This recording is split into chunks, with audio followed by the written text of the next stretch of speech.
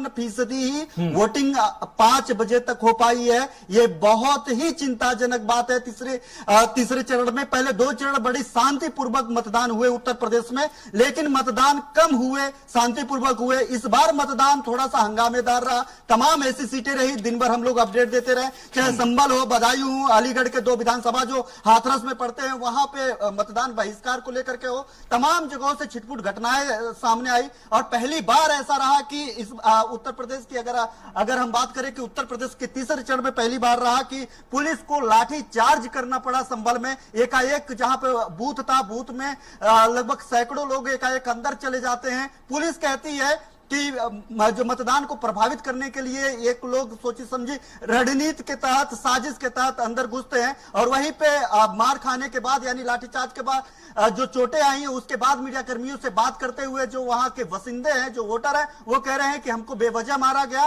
Vote देने से रोका गया, हमारा आधार कार्ड फाड़ने की कोशिश की गई। ये उनकी पुलिस की एक सोची समझी साजिश थी कि हम लोग वोट ना दे पाए। तो दोनों लोग दोनों तरीके से अलग अलग बातें कर रहे हैं, लेकिन एक अप्रत्याशित घटना हो गई संभल में कि वहां पे वोट लोग नहीं डाल पाए तमाम तरीके के।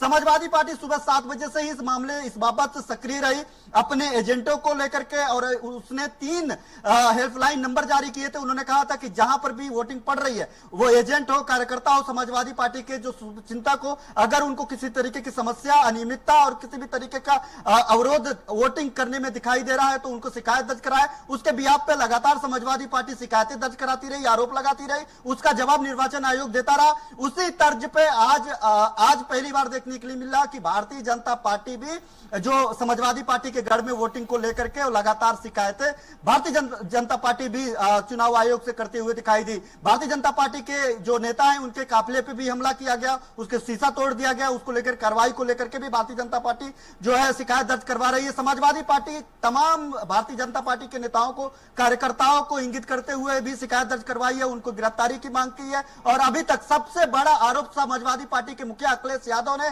तकरीबन 3:30 बजे एक जनसभा के बाद पत्रकारों से बात करते हुए लगाया। उन्होंने कहा कि 4 बजे के बाद मैनपुरी में booth capturing Bharatiya Janata party करवा सकती है। एक बड़ा आरोप था आज पूरे दिन की अगर बात करें इस आरोप प्रत्यारोप के दौर में। उन्होंने कहा कि 4 बजे के बाद मैनपुरी में यह दृश्य देखने के लिए मिलेगा जब ऐसा होगा कि भारतीय जनता पार्टी के कार्यकर्ता नेता बूथ कैप्चरिंग करते हुए दिखाई देंगे, बूथ लूटते हुए दिखाई देंगे। हालांकि एक दूसरे सवाल के जवाब में उन्होंने कहा कि वो ऑथेंटिक नहीं बता पाए कि यह सूचना उनको कैसे मिली, कहां से मिली आखिरकार। तो उन्होंने कहा कि पिछली बार इस तरीके से उन्होंने इस कृत्य को अपनाया था। भारतीय जनता पार्टी के जो कार्यकर्ता नेता थे पिछली बार भी यही काम किए थे, इस बार भी यही काम कर रहे हैं। पिछली बार भी हारे थे, इस बार भी हारेंगे। तो समाजवादी पार्टी के नेता के तौर पे उन्होंने राष्ट्रीय अध्यक्ष के तौर पे एक बड़ा बयान दे दिया। हालांकि अब इसके बारे में ओरली कोई लिखित शिकायत नहीं है तो चुनाव आयोग इस पे जवाब दे, लेकिन ये एक गंभीर आरोप था। इसके अलावा भारतीय जनता पार्टी ने एक वीडियो अभी हाल लगभग आधे घंटे पहले एक सोशल मीडिया पे शेयर किया है और उसने चुनाव आयोग से शिकायत की है कि कक्षा 8वीं में पास एक मुस्लिम बच्ची 40 वर्षीय महिला का वोटर कार्ड लेकर के वोट देने के लिए संभल के एक बूथ पे पहुंचती है। हालांकि वहां पे जो भारतीय जनता पार्टी के जो एजेंट होते हैं वो वहां पे सब भाग जाते हैं। कम उम्र देखते हुए उसका जो हिजाब था, हिजाब उतरवाते हैं, और वहां की महिला जो कर्मचारी होती है हिजाब उतरवाते हैं, उसका वीडियो बनाते हैं, बकायदा उससे पूछते हैं कि तुम वोट देने के लिए क्यों आई है।